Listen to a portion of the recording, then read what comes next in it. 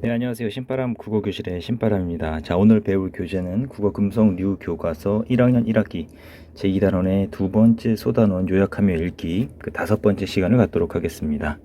자, 오늘도 열심히 공부해 주시길 부탁드리면서요. 우리 교재 83쪽을 배워보는 시간을 갖도록 하겠습니다. 지난 시간에 우리가 소에 비친 화가 이중섭에 대해서 배우고 있었는데요.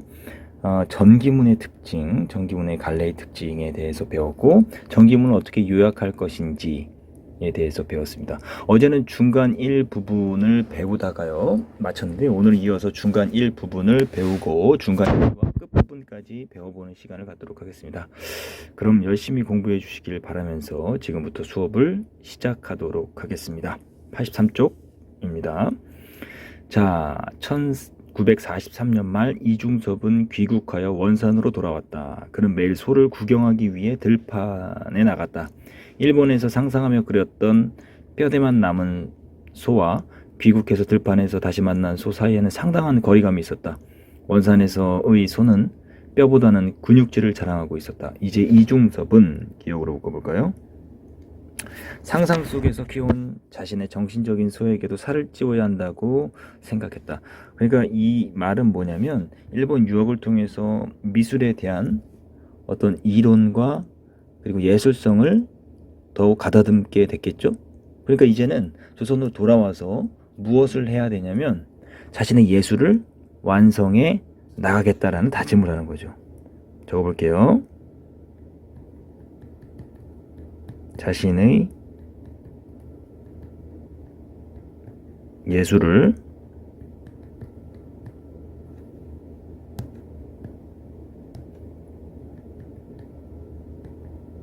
완성해 나갈 것을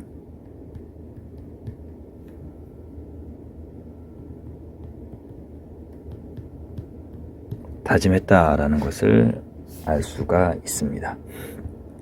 계속해서 갈게요. 1945년 5월 이중섭은 동경문화학원에서 만난 마사코와 결혼식을 올렸다. 새로 마련한 살림집은 마당이 넓어서 닭을 키우기에 충분했다. 다음 페이지 넘어갈게요. 이중섭은 자연히 닭을 관찰할 기회가 많았다. 닭은 곧 그림의 소재가 되었다. 닭을 가까이 하다가 닭의 깃털 속에 살고 있던 이가 옮아 고생한 적도 있었다. 그만큼 이중섭은 어떤 그림 소재에 관심을 가지면 적극적으로 물고 늘어지는 성격이었다. 그러니까 요런 일화라는 것은 그 인물과 관련된 사건을 말하는 거거든요.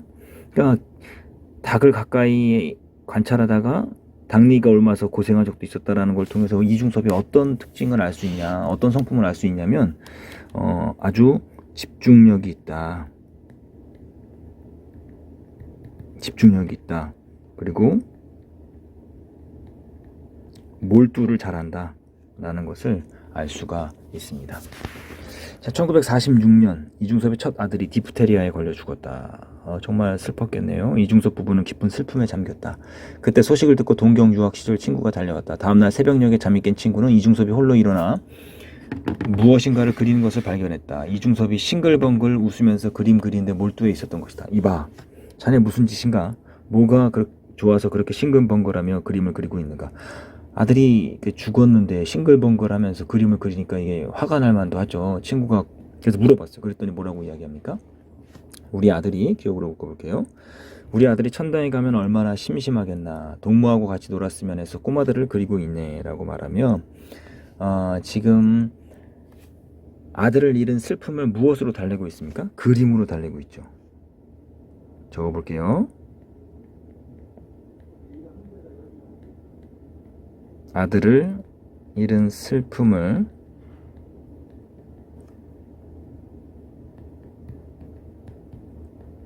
그림으로 달래고 있죠. 그리고 그냥 슬픔 속에 빠져 있는 것이 아니라 그것을 예술적으로 승화시켰어요. 승화라는 말이 뭐냐면 바람직하지 않은 감정들, 마이너스 감정들을 긍정적인 것으로 바꾸는 것, 진전시키는 것을 승화라고 하는데, 지금 아들이 죽은 것은 굉장히 슬프고 아주 안타까운 일이죠. 그것으로 멈추는 것이 아니라 그 슬픔을 가지고 그림, 예술로 바람직하게 진전시켜서 형상화시키고 있다는 거죠. 그러면서도 하늘나라에서라도 천국에서라도 아들이 행복하기를 바라는 아버지의 따뜻한 마음도 있다 라는 것을 좀 적어 드릴게요. 아버지의 따뜻한 마음이 드러난다는 것을 알 수가 있습니다. 친구는 놀라며 이중섭이 그리고 있는 그림을 보았다. 여러 장의 그림 중 한 장을 가리키며 물었다. 이것은 무엇인가? 자, 다음 페이지 넘어갈게요. 그거 천도복숭아야. 우리 아들 하늘나라에 가서 따먹으라고 그린 거지. 그러니까 이 슬픔을 예술로 승화시켰다라는 것을 알 수가 있습니다. 슬픔을 예술로 승화시킴. 이중섭은 아들을 묻을 때 그 그림들을 함께 넣어 주었다 라고 하면서 이제 첫 아들을 잃은 후에 죽은 아들을 위해서 꼬마들과 천도복숭아 그림을 그려서 같이 묻어줬다라는 것. 이런 일화를 통해서 알 수 있는 건 뭐냐면 예술에 대한 어떤 사랑, 아들이 죽었는데도 불구하고 그 슬픔을 그냥 슬픔으로 멈추는 것이 아니라 예술로 승화시키는 어떤 예술혼, 이런 것들을 우리가 알 수 있어야 하겠습니다. 이제 두 번째입니다. 중간 두 번째. 1950년 여름 한국전쟁이 났다. 이중섭의 집은 비행기의 폭격으로 잿더미가 되었다. 이중섭은 가족들과 함께 부산으로 피란을 가 피란민 수용소에 수용되었다. 그날 밤 이중섭은 하늘이 보이는 수용소 건물의 천장을 물끄러미 바라보며 누워있어서 도무지 잠을 이룰 수가 없었다. 너덜거리는 군용 담요 하나로 네 식구가 잠을 잔다는 것이 쉬운 일은 아니었다. 굉장히 지금 아주 궁핍한 삶을 살고 있는 거죠. 옷이라는 옷은 다 껴입고 자는데도 추위 때문에 이가 딱딱 부딪혔다. 그런 추위 속에서 기억으로 묶어보세요. 웅크리고 자는 아내와 두 아들을 보고 있자니 잠이 오지 않는 것이 당연했다. 그러니까 어떤 가장으로서의 그 책임감을 보여주고 있는 거죠. 가장으로서의 책임감. 여기서 기다려봐. 내가 나가서 먹을 것 좀 구해올 테니까. 며칠 동안 거리를 헤매던 이중섭은 큰 용기를 내어 부두로 갔다. 거기서 기름통을 기억으로 묶어보시고요. 굴려 화물차에 싣거나 선박에 페인트 칠하는 날품팔이를 했다. 그러니까 이런 일, 자신의 가족을 위해서라면 무슨 일이든지 하는, 가족의 생계를 위해서는 무슨 일이든지 하는 가장으로서의 어떤 책임감, 이런 일화를 통해서 책임감과 성실함, 이런 모습을 우리가 느낄 수가 있습니다. 그러니까 결국은 이런 일화를 왜 말하는가? 여러분들 요약할 때도 이런 일화를 중심으로 그 일화를 통해서 인물의 성격과 심리를 파악할 수가 있어야 이 전기문을 잘 요약할 수가 있습니다. 자, 배가 고프면 겨울이 더 춥게 느껴지는 법이었다. 이중섭은 문득 부산보다 덜 추운 제주도를 떠올렸다. 그래서 제주도로 이사를 가기로 했다. 제주도에 도착한 이중섭은 곧 정신적 안정을 되찾았다. 이중섭은 매일 바닷가에 나가 그림을 그렸다. 바로 이 서귀포 시절, 이중섭이 이 서귀포 시절에요, 굉장히 유명한 작품들을 남겼다고 합니다. 근데 이 시간이 언제냐면 불과 1년이 되지 않는 11개월밖에 안 됐다고 하는데요. 이중섭의 어떤 대표적인 작품들이 이때 만들어졌다고 하니까 이 마음의 안정이 얼마나 중요한가를 우리가 또 깨달아 알 수 있는 거죠. 자, 태양과 바다 기억으로 묶어볼게요. 모래와 아이들은 바로 자연이었고 그것은 모두 이중섭의 그림 소재가 되었다. 이게 이중섭 그림의 소재가 되겠습니다.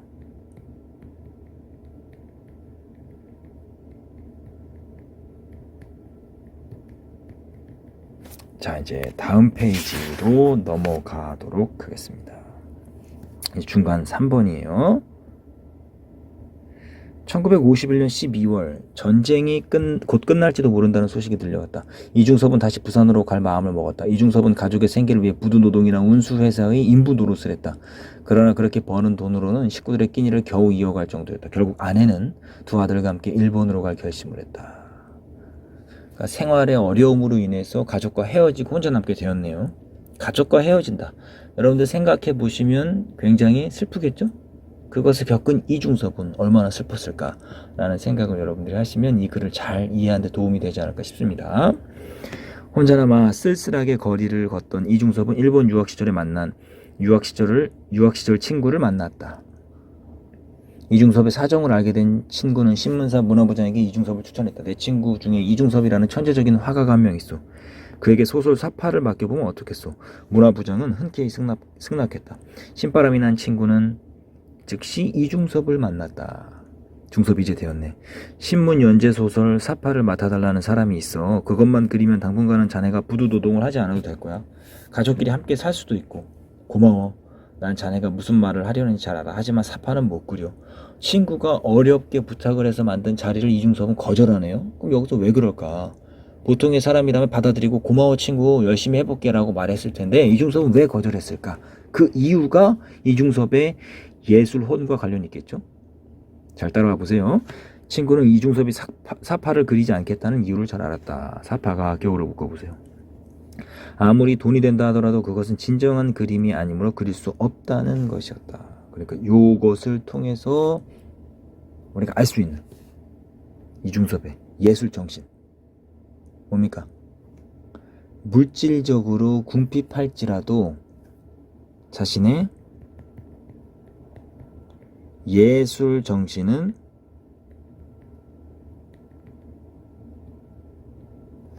지키련다.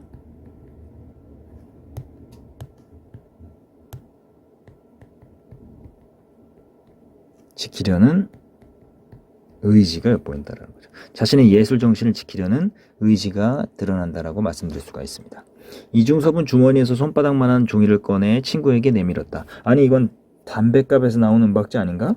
그래 은박지 그림이지. 요즘 나는 이런 장난을 하는 재미로 산다네.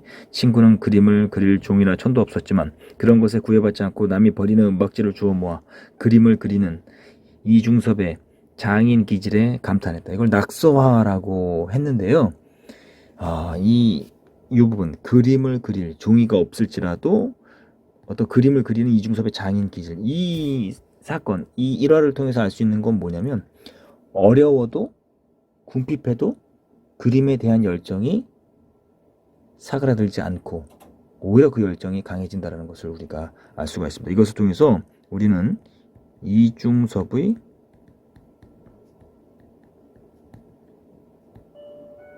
예술혼을 알 수가 있다라고 말씀드릴 수가 있습니다. 다음 페이지 넘어갈게요. 그것은 발가벗은 아이들이 바닷가에 장난을 하는 모습이었다.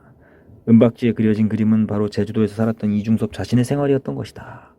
그러니까 이 은박지에 그린 그림은 가족들이 가장 행복했던, 그러니까 가족에 대한 그리움이 담겨있는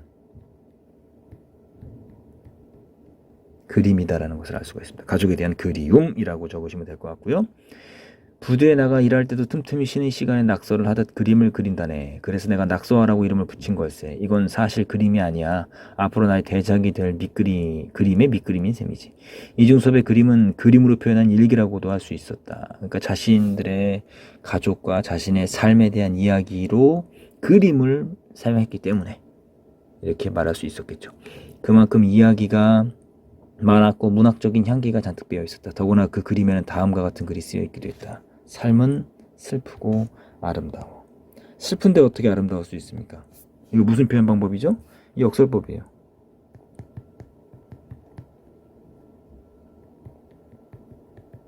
이것은 무엇을 의미하는 거냐면 예술로 승화시켰다라는 거예요. 그러니까 슬픈 현실을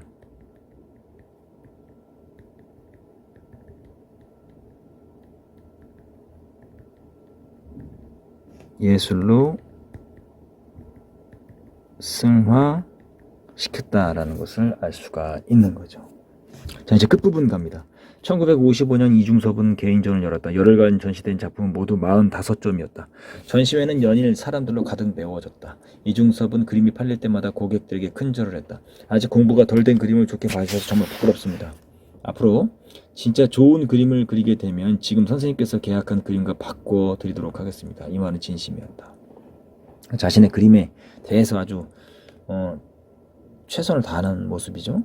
자신의 그림을 인정해주는 고객들에게 더 좋은 그림을 선사하지 못하는 것을 스스로 부끄럽게 생각했던 것이다. 전시회가 끝난 후 이중섭은 갑자기 건강이 나빠졌다. 그에게 기억으로 묶어보세요. 그에게 찾아온 것은 육체의 병이 아니라 마음의 병이었다. 이것은 정신질환이 생겼는데요. 정신질환이 생긴 이유는 뭡니까? 가족에 대한 그리움 때문에.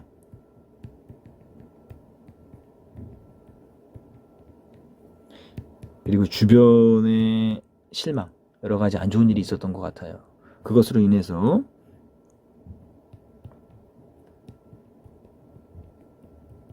정신의 병이 생긴 거죠. 1956년 7월 병원에 입원해 있을 때도 이중섭은 약간만 기운을 차리면 손톱으로 은박지에 그림을 그렸다. 끝까지 예술에 대한, 그림에 대한 열정이 사그라들지 않았습니다. 1956년 9월 6일 병원 영안실 게시판에는 다음과 같은 글이 적혀 있었다. 이중섭 40세 오전 11시 40분 간장염으로 입원 치료 중 사망. 이러면서 건강 악화로 40세의 일기로 사망했다라는 내용으로 이 전기문을 마무리 짓고 있습니다. 자, 이렇게 해서 오늘 이제 소에 미친 화가 이중섭을 배웠는데요. 이제 배운 내용을 바탕으로 해서 여러분들 갈래의 특징을 정리해보는 시간을 갖도록 하겠습니다. 여러분들은 80쪽이나 81쪽 어떤 빈칸에 정리를 해주시면 좋을 것 같습니다. 자, 먼저 갈래는 전기문이고요. 주제는 화가 이중섭의 생애와 예술 정신이고, 특징은 소설의 기법을 활용해서 인물, 사건, 배경을 활용해서 인물의 삶이 보다 친근하게 느껴질 수 있도록 했다라는 거. 그리고 역사적인 사건 속에서 겪어야 했던 아픔들을 자신만의 예술로 승화한 이중섭의 모습을 엿볼 수 있다는 거 정리해 두시면 좋겠습니다. 그리고 여러분들 요약할 때 주의점 좀 정리해 드릴게요. 주의사항. 첫 번째, 하나의 완전한 문장으로 진술해야 됩니다. 두 번째, 길이가 짧더라도 글 전체의 내용이 포괄되어야 하며 표현은 정확하고 간결하며 구체적이어야 한다라는 거죠. 세 번째, 요약하게 초점을 제재 한정된 부분에 맞춰야 한다. 이 말은 뭐냐면요, 즉 중요하지 않은 내용에 초점을 맞추는 것이 아니라 중요한 내용에 초점을 맞춰라 라는 말입니다. 그러니까 주제와 밀접한 관련을 갖고 있는 것에만 요약을 진행해야 된다는 거. 그리고 네 번째, 글쓴이의 관점이 잘 드러나도록 작성해야 된다는 것. 그리고 글쓴이가 말하고자 하는 중심 내용, 즉 주제를 근거 자료의 바탕을 두어야 한다라고 말씀드리면서 정리를 하시면 좋을 것 같습니다. 이렇게 해서 오늘 소에 미친 화가 이중섭 다 배웠습니다. 교과서 날개에 있는 요약하기를 여러분들이 다 하시고요. 그리고 보면 여러분들 그 89쪽, 90쪽, 91쪽, 92쪽, 93쪽까지 여러분들 과제로 해 오시면 좋겠습니다. 오늘 배운 내용을 잘 정리하시고 여러분들에게 부탁한 과제를 성실하게 수행해 주시길 부탁드립니다. 오늘도 열심히 공부해 주셔서 감사합니다. 그럼 다음 시간에 다시 만나요. 소년이여 야망을 가져라.